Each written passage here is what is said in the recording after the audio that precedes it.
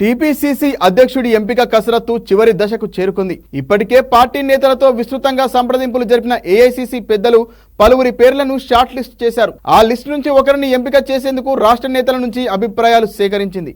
తెలంగాణ మంత్రివర్గ విస్తరణతో పాటు టీపీసీసీ అధ్యక్ష నియామకంపై ఢిల్లీలో 3 రోజులుగా సంప్రదింపులు కొనసాగుతున్నాయి.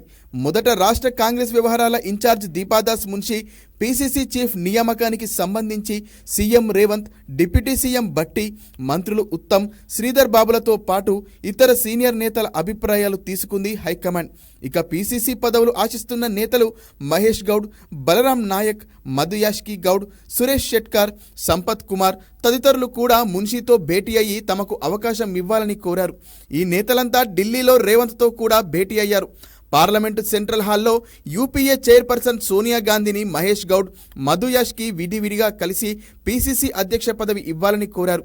ఏఐసీసీ సీనియర్లను కావాలని ఆమె సూచించడంతో ఈ ఇద్దరు నేతలు అక్కడే పార్టీ ప్రధాన కార్యదర్శి కేసు వేణుగోపాల్తోనూ చర్చించారు. తెలంగాణ భవన్లో భట్టి, ఉత్తమ్, శ్రీధర్ బాబు సైతం ఏ అభ్యర్థికి మద్దతు ఇవ్వాలన్న దానిపై చర్చించారు.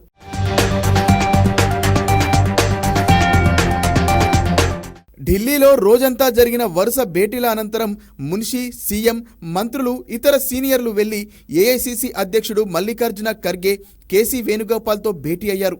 ఈ భేటీలో బీసీ సామాజిక వర్గం నుంచి ఒక పేరు, ఎస్టీ సామాజిక వర్గం నుంచి మరో పేరును ఫైనల్ చేసినట్లు తెలుస్తోంది.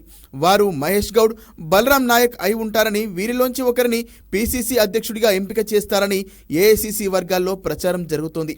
1-2 రోజుల్లోనే కొత్త అధ్యక్షుడిపై ప్రకటన వెలువడే అవకాశం ఉందని చెబుతున్నారు. మంత్రివర్గ విస్తరణ, నామినేటెడ్ పదవుల నేపథ్యంలో ఆశావాహుల పేర్లపైన ఈ భేటీలో చర్చించినట్లు సమాచారం.